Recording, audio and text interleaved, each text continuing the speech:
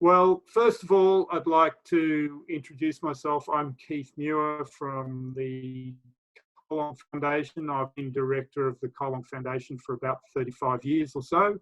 And this is my goodbye talk at the end of my directorship.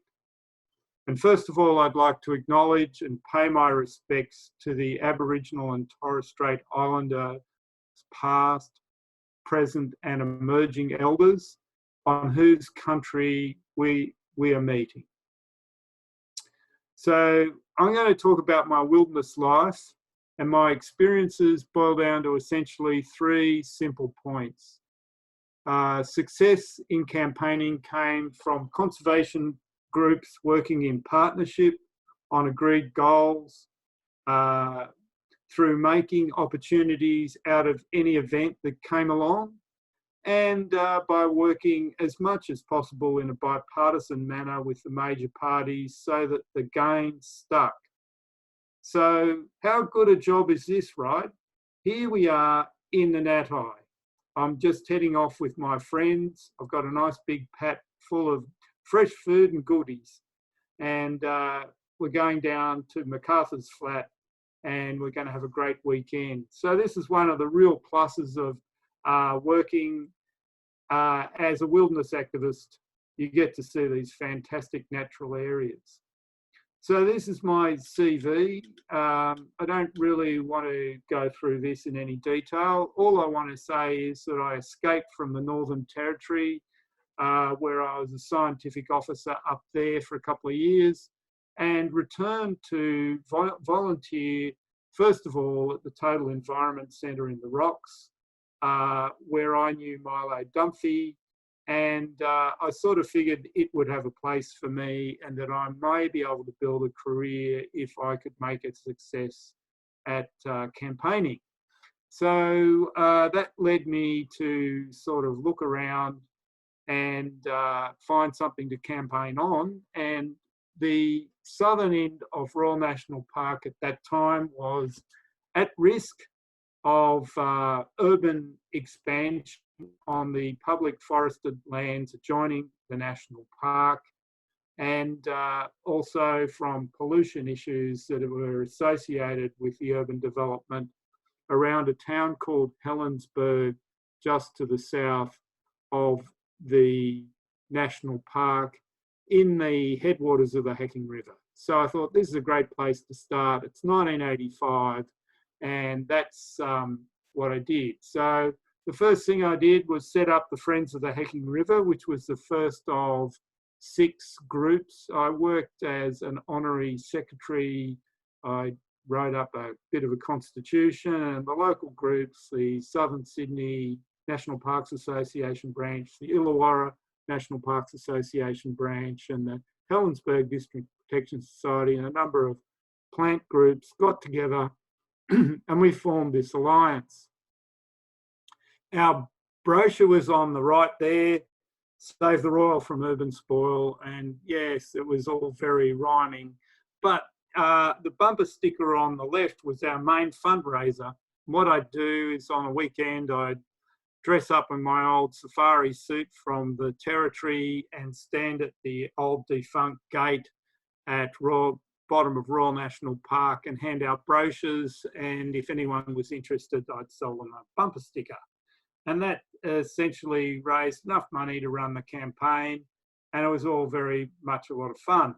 So this is what we were looking at. Here's the first environment writer for the Herald, Joe Glascott. His story is there on the left, and it shows all this urban development spreading like a blob south from Sydney. And on the right, we have the Total Environment Centre Royal National Park Extension and Environment Protection Report. Some people thought it was a bit of an odd report because it, wanted to do everything. It actually worked out really well because it had all these policies about environmental management as well as just reservation. And that's what that area really needed. So what happened then was we had a couple of exciting things happen. We had Rex Jackson got into trouble with the law The campaign had been rolling for a couple of years by 1987, and we had a broad support in the local community because we'd been doing lots of street stalls and so on. And so there was really significant concern, and there was a by-election coming up because Rex Jackson had to leave Parliament. And so Jim Somerville got a reasonable go in the by-election, which ran for 6 months. So there was lots of profile for our concerns. And so we took great advantage, as the bard over there's quote says, we took great advantage, and we were a little bit brash. So we weren't a great soldier, but we did take great advantage. And we didn't issue preferences until the very last night, just before the election in January, and it was a real cliffhanger sort of to the end campaign, and we had bipartisan support for the park. And I just thought that this is the normal way you did things. I didn't realise that this was a really successful campaign. It only dawned on me after many years just how effective we were back then in getting these great outcomes. So look at this shopping list. Not bad for our first jaunt into campaigning. We got a commitment, or actually I should say Bob Carr got a commitment out of the coalition not to log or mine national parks.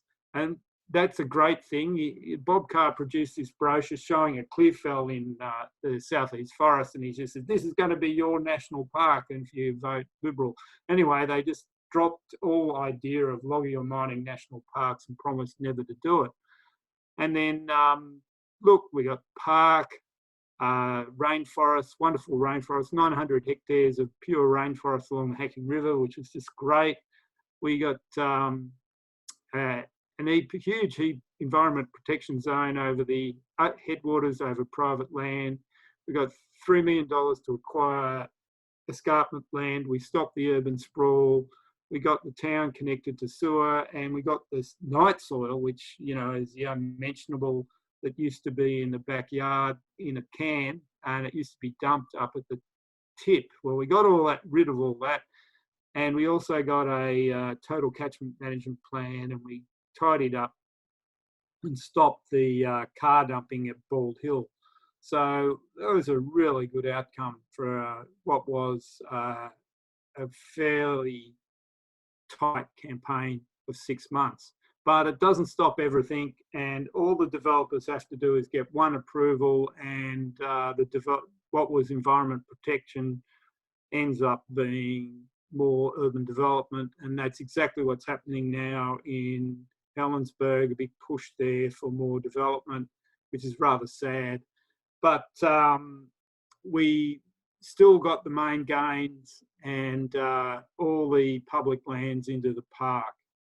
So that more or less finished my first part of my career, and that was a real learning experience, and I sort of moved into being more involved with the Colong Foundation from this point. So in the lead up to the March 1988 election, which was just a short time after the by-election for Rex Jackson, the Wilderness Society had been doing a great campaign to get the Wilderness Act up. They succeeded, and the coalition promised to review each year and put on exhibition some wilderness. And that was their election promise going in to the March 1988 election, where Nick Greiner was elected. They went out with Tim Moore and Nick Greiner to see the Gardens of Stone. There was quite a bit of interest in that park, and you can see that, you know, we nearly got it up then, or Hayden Washington nearly got it up then, and so it was a very exciting time. Wilderness awareness was riding right at the top, and it was a fantastic introduction into my career with the Colong Foundation. So first off, we went and saw the newly elected Tim Moore, Alex Collies just to my right, and Judith Ambler was a friend of NatI, which was a group that we set up for that campaign based on the locals. So you can see that things were fairly friendly, and at those days, ministers were quite happy to accept a picture without worrying about being influenced by politics. You know, you've got to claim and declare everything. Well, you can give a $200 or $300 picture, I think. Anyway, that's what we did.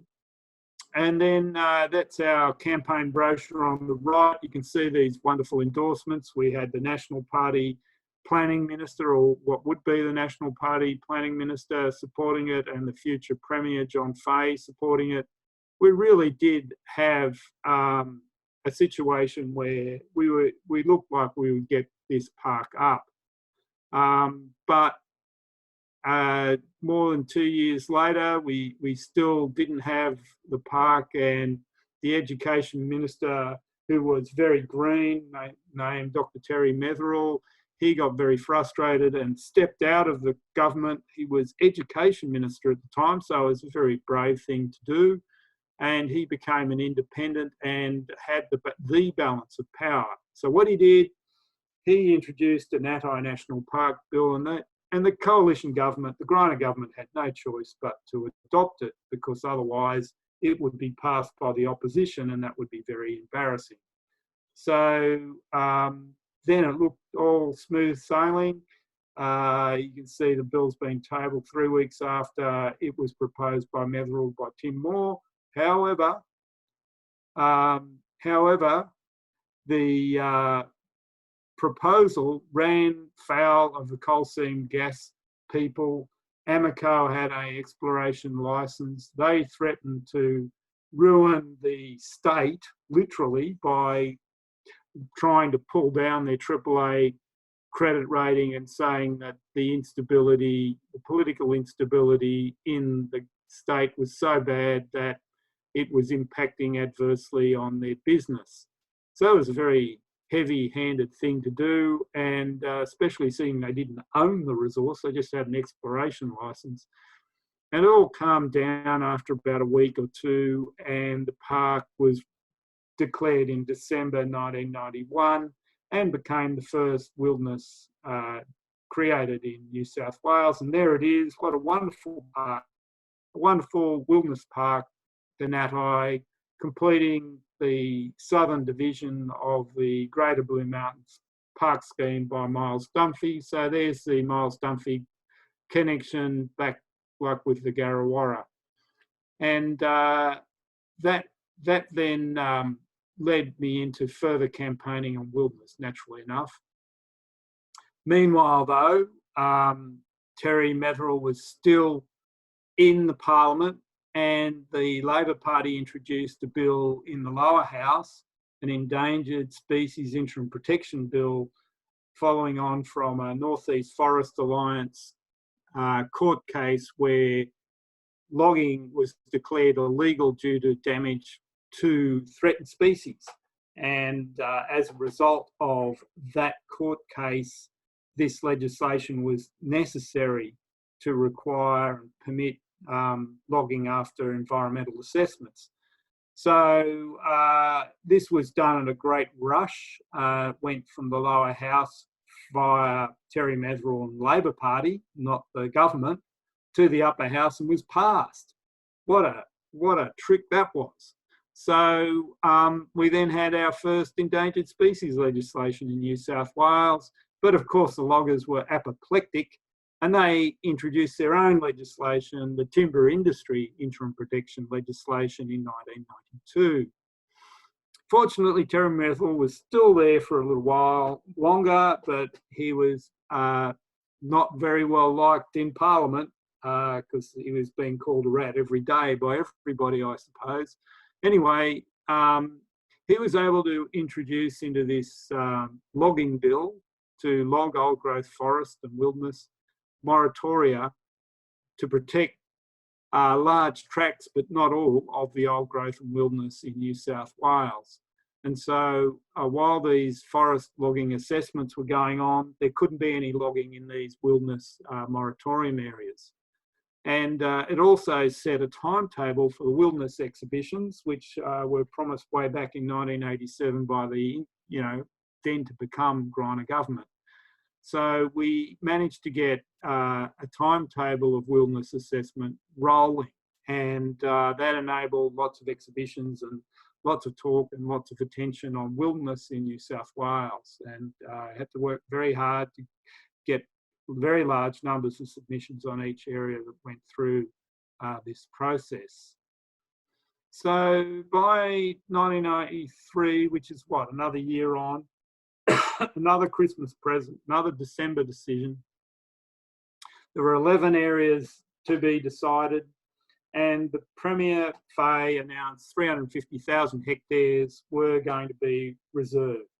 Wonderful. So we said this was great. There was a real party atmosphere.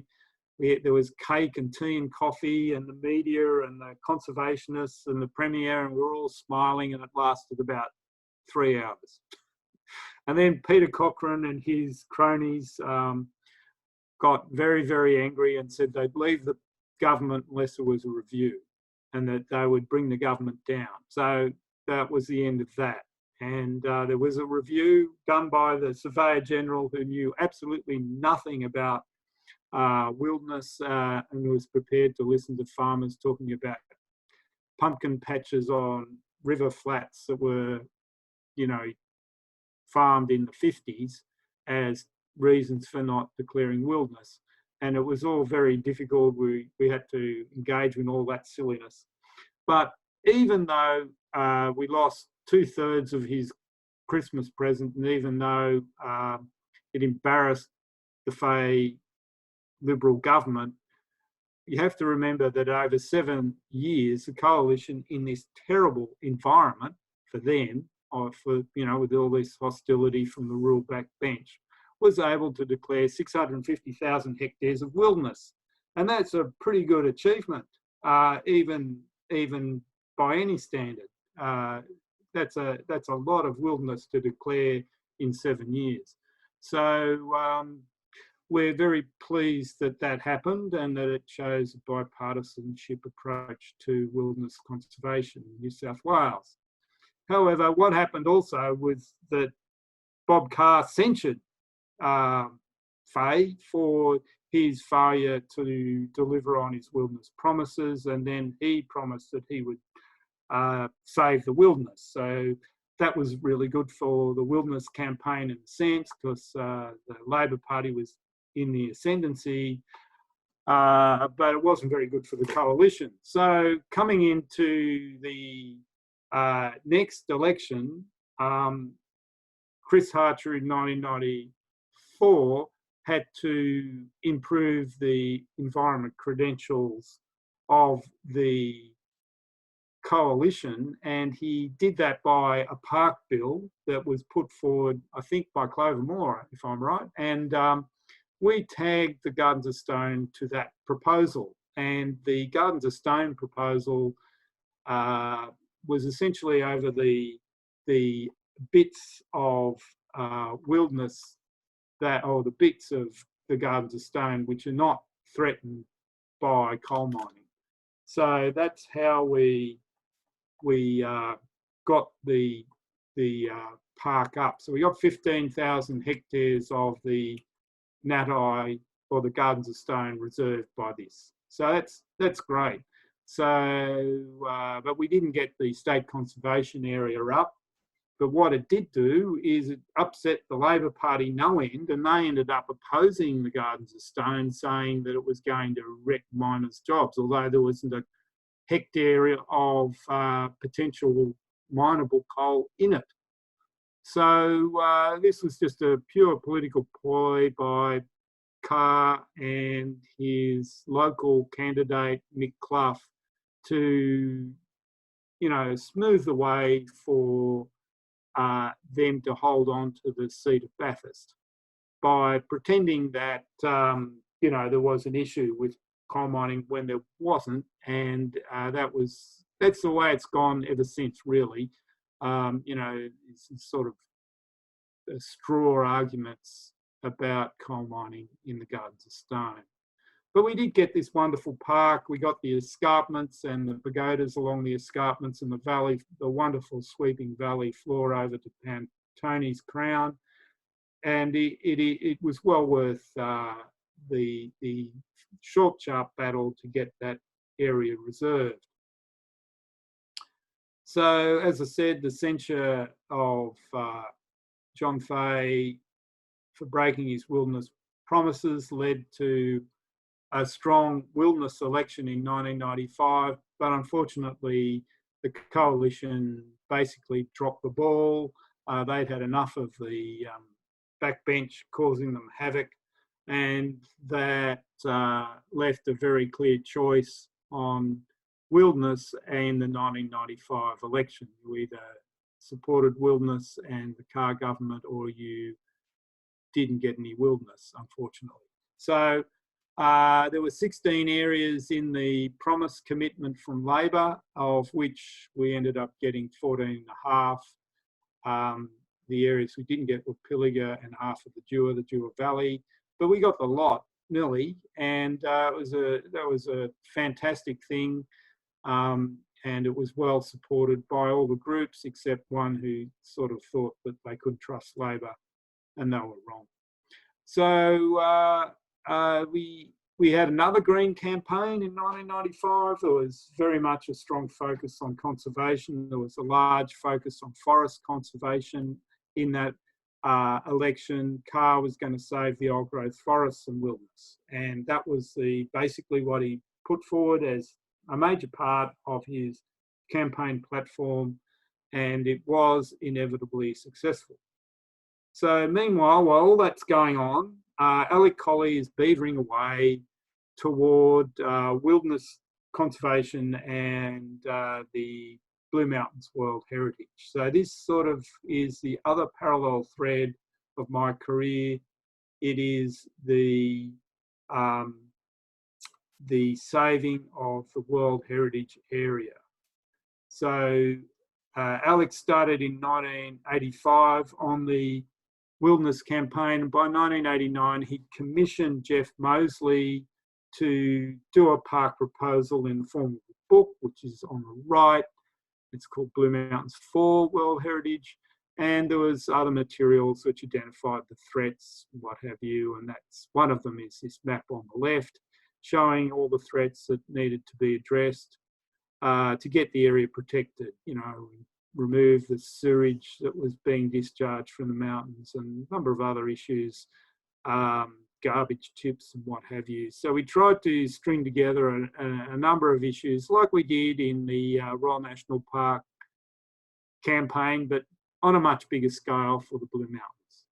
And it sort of worked, but not completely. You know, the Warragamba Dam and at that stage, Badgerys Creek Airport, all these things were sort of strung together with this World Heritage campaign. So, as you know, as part of that campaign, we got the Natai up, Gardens of Stone up. So it was going pretty well. And the Kalmung Committee was another sort of separate community group, which I was involved in with a Don't Raise the Dam 1 campaign, which was really spearheaded by Andrew Cox. And it was going pretty well in the lead up to the 1995 election. There was lots of awareness and support for not raising the dam. And we then just really did a bit of political pushing, or Andrew and the rest of us all did a bit of political pushing in the Blue Mountains. And it was looking pretty good that the area would be saved. And but when in the middle of all this, in 1994, Andrew Cox, who was really running this campaign, he got a job in the wilderness unit. I was on his interview panel, and it was a lot of hard work. He almost didn't get the job, but he did get the job, and it was great that he did, because he was so competent and so passionate about wilderness. So Andrew got the job, and then we had to fill the gap in the campaign with a consultant, and the rest of it was volunteer work by the rest of the committee. So we all worked very hard, and that was eventually a successful campaign, as you know, and the dam wasn't raised. A side spillway was built that made the dam safe, and that is the decision of the Labor Party following their appointment to government. So in the run-up to the World Heritage, if we jump forward 5 years, the million hectare World Heritage proposal that Jeff Moseley put forward in 1989, 11 years later, we got it up. In 1989, Jeff proposed various elements as the values that should be listed and are most likely to achieve listing, and he was dead right after professors and academics and park management professionals and everybody pulled it apart so many times, they ended up agreeing with him. So eventually then we were able to line up a huge number of professors and experts, world eminent experts, including the President-elect of the Royal Society, Sir Robert May, and we got this fantastic amount of support. Funnily enough, though, there were still critics within UNESCO who didn't believe that this giant national park wilderness area could be any good right next to a big city, and they poo-pooed it. And I said, well, you know, not only have we got the President-elect, but we've got the first president, we've got the foundation president of the Royal Society supporting it in the form of Charles Darwin. Just look what he's saying in the Herald here. And James Woodford had written this wonderful story on the day of listing of the Blue Mountains, quoting Charles Darwin, waxing lyrical about the World Heritage Area. It was really a fantastic little moment.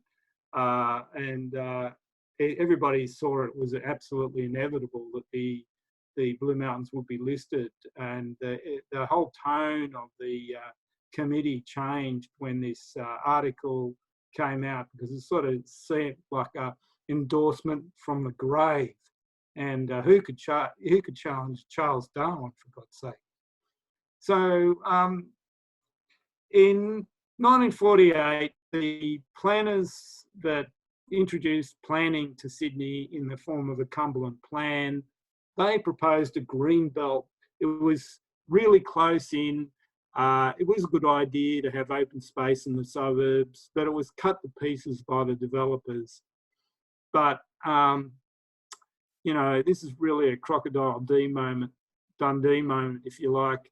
If you could bring those planners from 1948 to the present, you could say, well, that's not a green belt. This is a green belt. This wonderful million hectare wilderness-based park estate that surrounds Sydney. It's fantastic.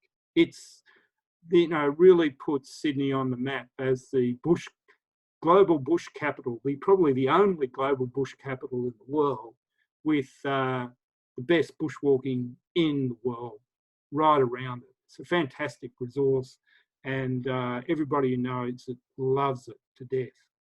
So that's the Greater Blue Mountains, 670,000 hectares of wilderness, over 1 million hectares of national parks. And it's just wonderful. What a fillip for Jeff Moseley and Alex Colley to have achieved.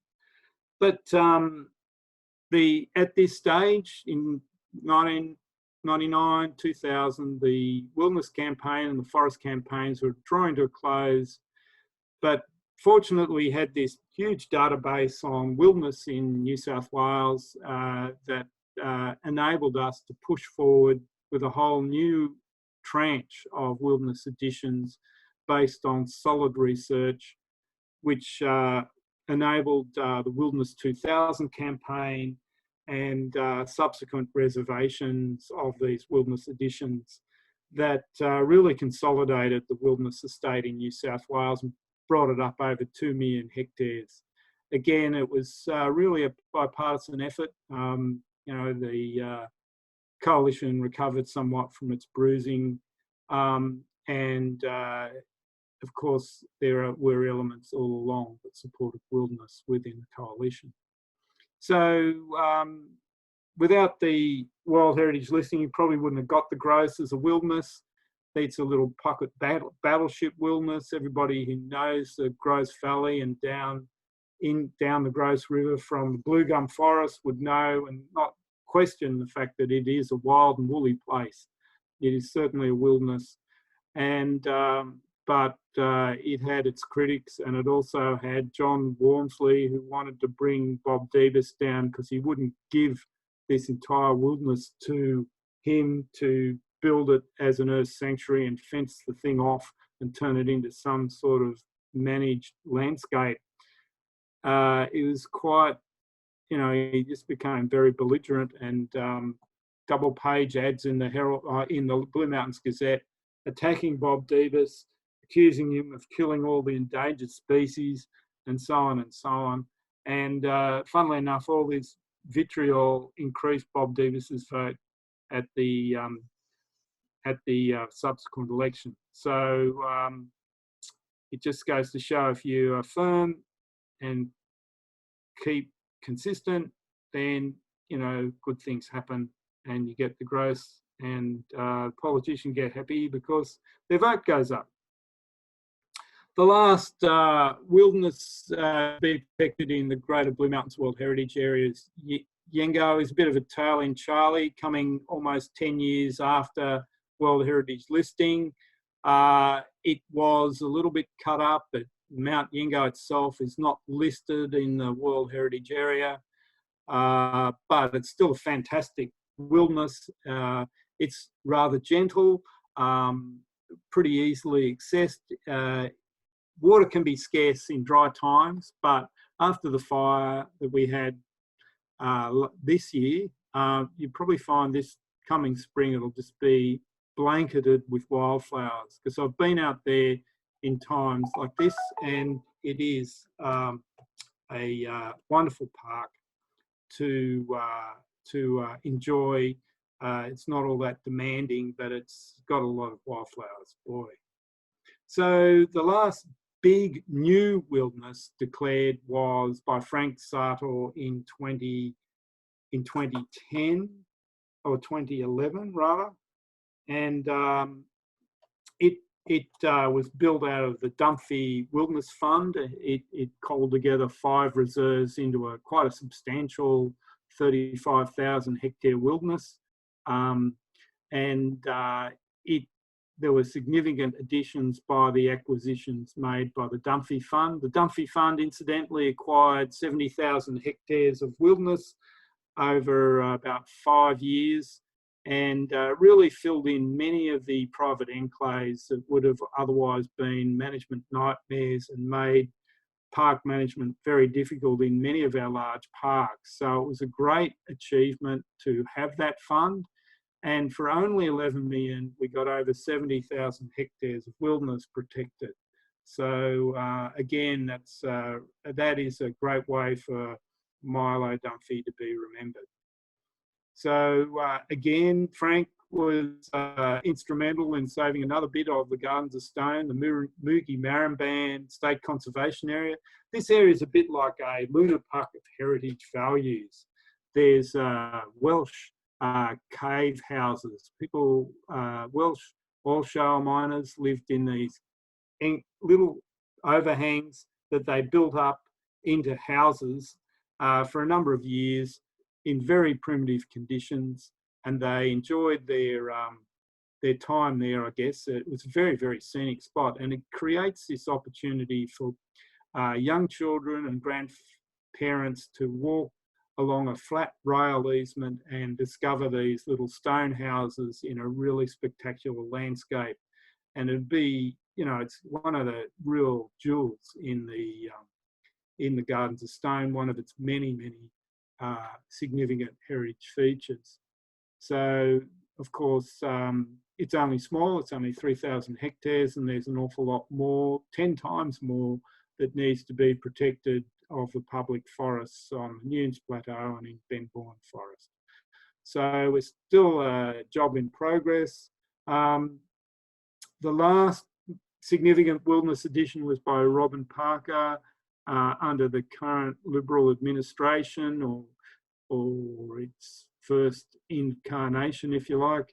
And she increased by 50% the size of the first wilderness in New South Wales, and that brought the estate to 2.1 million hectares and 51 areas. So it's a really significant achievement.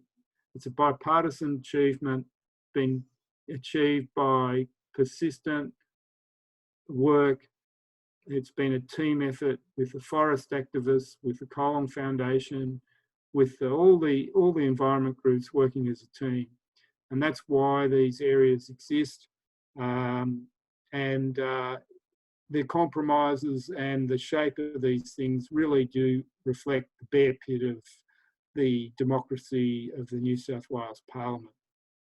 And I think it's something that everybody can be proud of. So it wasn't just physical land that's been protected. There's the sewage transfer scheme of the Blue Mountains, part of the Greater Blue Mountains World Heritage Vision.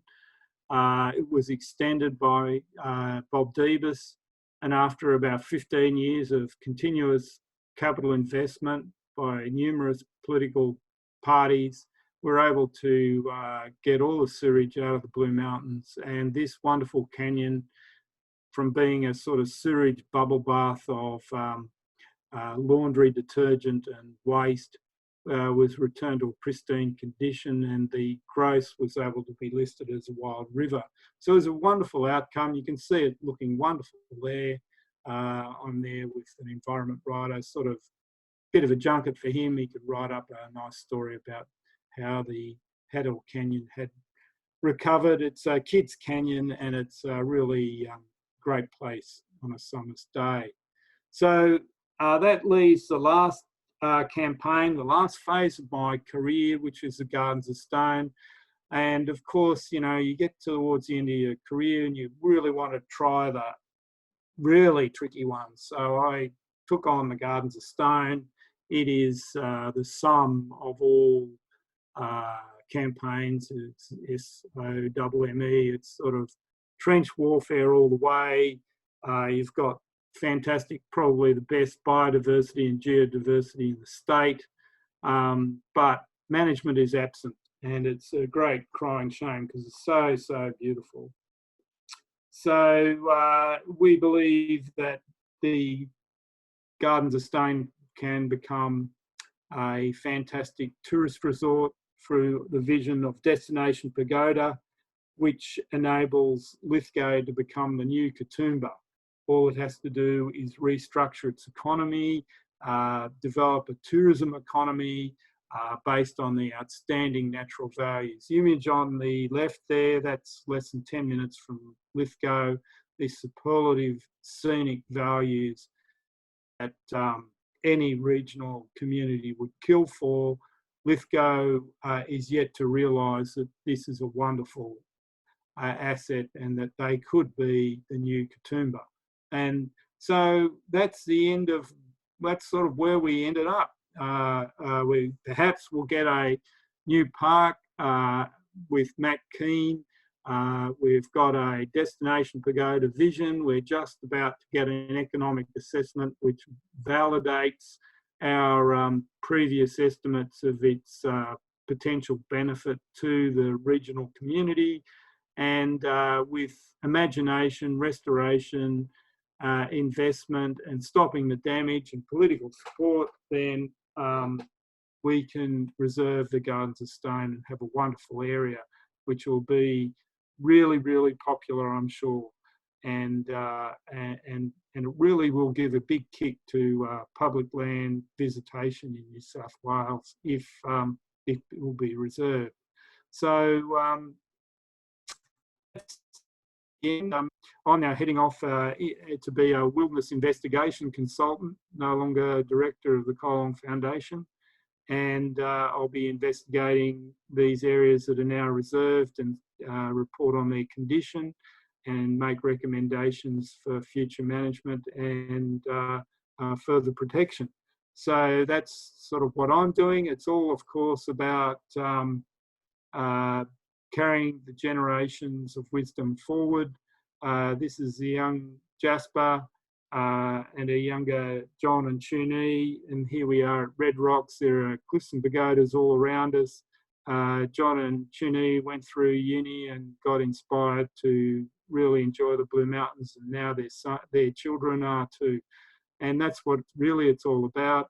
And we hope that the Colong Foundation can continue this and promote further visitation. And that's really the future of my attention will be in doing that. So thank you very much for listening to this talk. I hope that you understand that it's all about bipartisanship. It's all about campaigning is all about working in a team on defined outcomes, in seizing the opportunities along the way. With those three things, success is assured. So thank you very much. Bye. Thank you so much, Keith. It would be impossible to exaggerate the effort and the impact that you've made on wilderness over the time that you spent with the Colong Foundation. So on behalf of the Colong board, we've worked with you for so long, we thank you.